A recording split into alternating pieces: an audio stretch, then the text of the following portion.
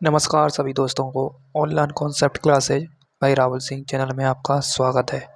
दोस्तों आज हम बात करने वाले हैं SBI state bank of India बहुत तगड़ा खेला हो चुका है दोस्तों। 17,375 यानी बहुत सारी वैकेंसी जो समझो 17,375 कोई छोटा नंबर है नहीं है। 17,375 इसमें वैकेंसी आउट हुई है दोस्तों।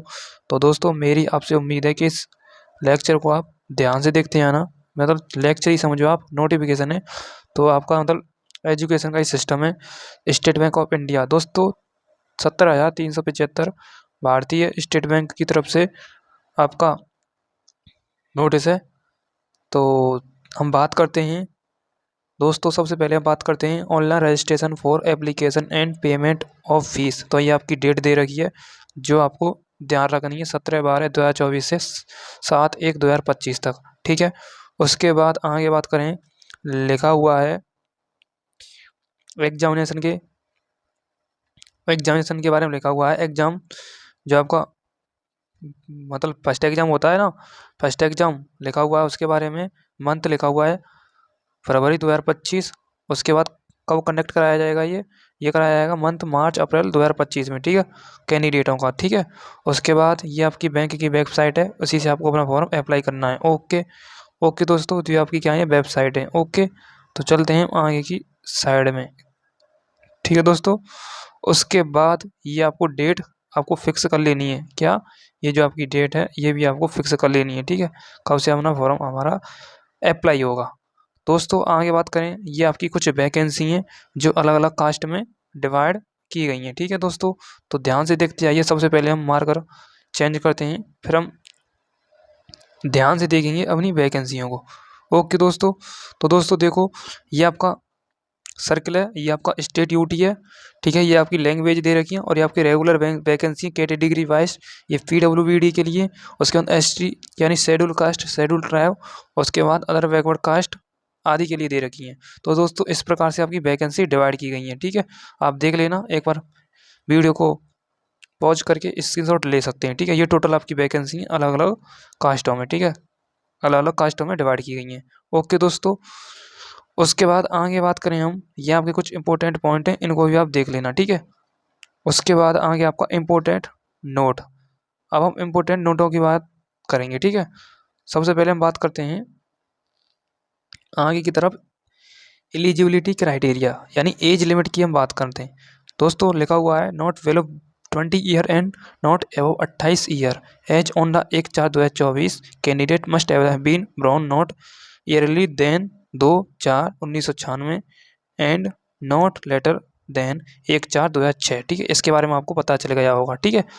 ओके, उसके बाद हम आगे बात करें relaxin of our upper as limit की हम बात करें, यानी रिलैक्सन जो आपकी अपर एज लिमिट है, इसमें कितना आपको रिलैक्सन मिल सकता है एज में।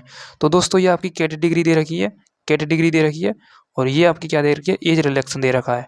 तो जैसे एससी और एसटी यानी शेड्यूल कास्ट और शेड्यूल ट्राइब में 5 ईयर्स का क्या है, एज रिलैक्सन है। अदर बैकवर्ड कास्ट में यानी ओबीसी में आपका 3 ईयर का है। उसके बाद ईडब्ल्यूएस यानी जनरल में आपका क्या है, 10 ईयर का है, ठीक है।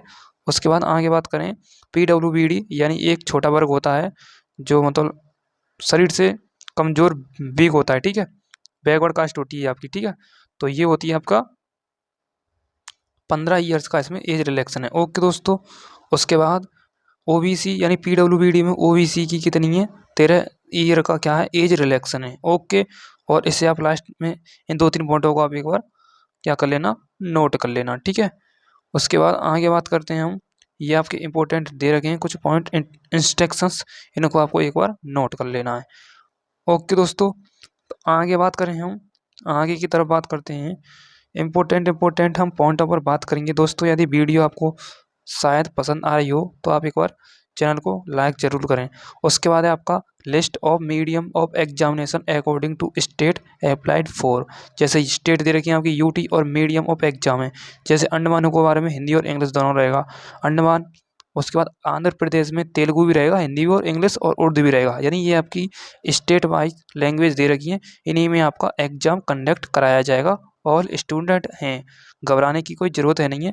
मेरे हिसाब से ये आपकी ये जो लैंग्वेज है बहुत ही बेटर होने वाली है। क्या होने वाली है? बहुत ही बेटर होने वाली है, ठीक है। क्योंकि हिंदी इंग्लिश तो कॉमन है पूरे इंडिया में, ठीक है, इंडिया कंट्री में। बट अलग अलग स्टेटों में वही हिसाब से जो आप पर लैंग्वेज आती है उसी लैंग्वेज में आपका क्या आएगा, पेपर आएगा। उसके बाद देखो दोस्तों, इसमें जूम करके देखते हैं। अब जूम करके देखो, प्रोसेस दे रखा है आपका कुछ सिलेक्शन, ठीक है।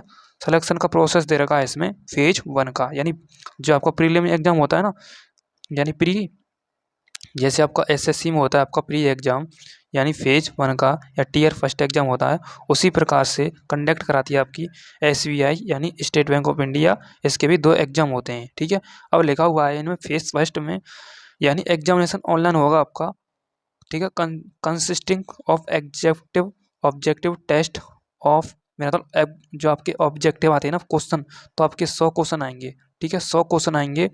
और 100 क्वेश्चन आपको ड्यूरेशन टाइम पीरियड आपको मिलेगा 1 घंटे का मिलेगा, ठीक है, 1 घंटे का मिलेगा, ओके। यानी आपको 100 क्वेश्चन 60 घंटे में करने हैं, ठीक है। यानी एक क्वेश्चन कितने में करना है, तो आप 100 बट्टे कितने कर लेना, 60 कर लेना, ठीक है। तो 1 जीरो से 1 जीरो और 4, यानी बहुत कम टाइम मिलेगा जो समझो आपको, यानी 100 क्वेश्चन 1 घंटे में निपटाना अपने आप में टास्क है, क्या है, टास्क है, ठीक है, चैलेंज है आपको, ठीक है, ठीक है। अब आगे बात करें, हम इस पर आगे अब बहस नहीं करना चाहते, ठीक है। अब आगे हम चलते हैं।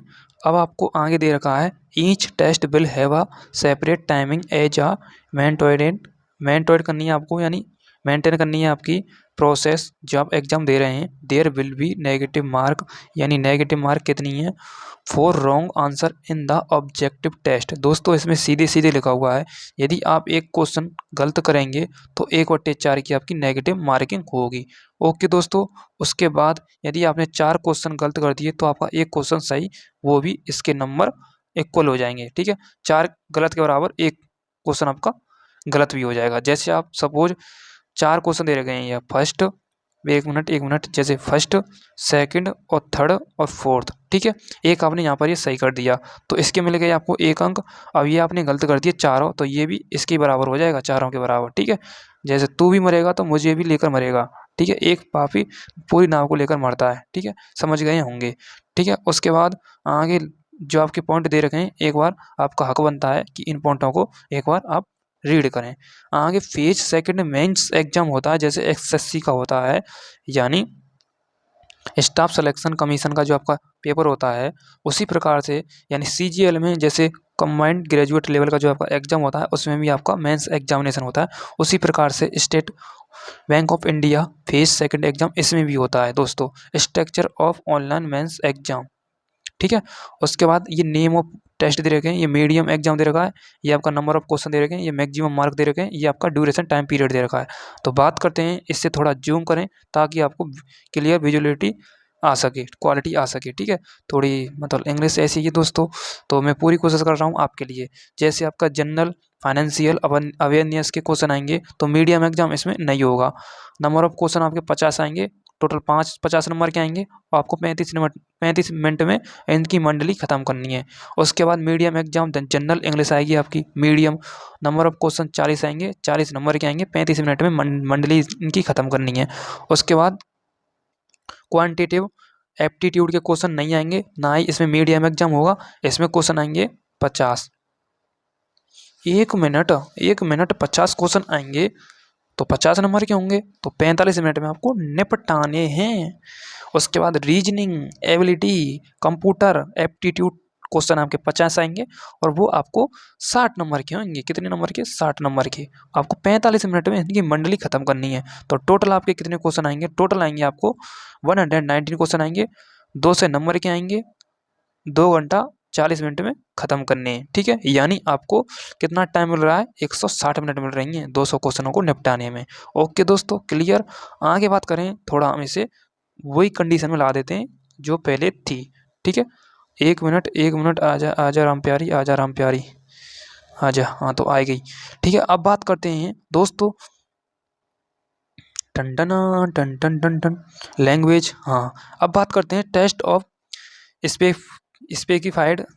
दोस्तों ये कुछ अटपटा सा वर्ड है, ऑप्टेट लोकल लैंग्वेज। दोस्तों आपका जो सिलेक्शन होगा वो आपका, मेरा मतलब जो आपके डॉक्यूमेंट होते हैं, जो आप फॉर्म अप्लाई करेंगे, प्रोड्यूस करे जाएंगे आपकी 10वीं और 12वीं की मार्कशीट। ठीक है, अपना छोटा भाई है मेरा, मतलब हम छोटे भाई हैं आपके, ये समझो आप तो बड़े ही होंगे। तो ऐसे ही 10वीं और 12वीं की आपकी भी मार्कशीट चाहिए, सर्टिफिकेट चाहिए। ठीक है, उसके बाद आगे बात करें, आगे तो इसमें और दे नहीं रखा है दोस्तों। ठीक है, डॉक्यूमेंट्री के बारे में, ठीक है, यही दे रखा, यही हमने बता दिया आपको। ठीक है, और आपकी आंखों के सामने पूरा नोटिफिकेशन है, आप भी देख सकते हैं। ठीक है, ये आपकी वेट लिस्ट है। ठीक है, ये आपकी कॉल लेटर्स के बारे में लिखा हुआ है, प्रीलिम, मेंस और at time of mains exam. ठीक है, उसके बाद ये आपके मतलब इम्पोर्टेंट क्या है, इंस्ट्रक्शंस हैं। ठीक है, आगे बात करते हैं हम, आगे आपकी पे स्केल है, कितनी तनख्वाह आएगी आपकी, वो भी आप देख लो, क्लियर विजुअलिटी के साथ दे रखा है, देख लो। ठीक है, मुझे बताने की कोई ज़रूरत है नहीं है। ठीक है, देख लो आराम से, तसल्ली से देख लो।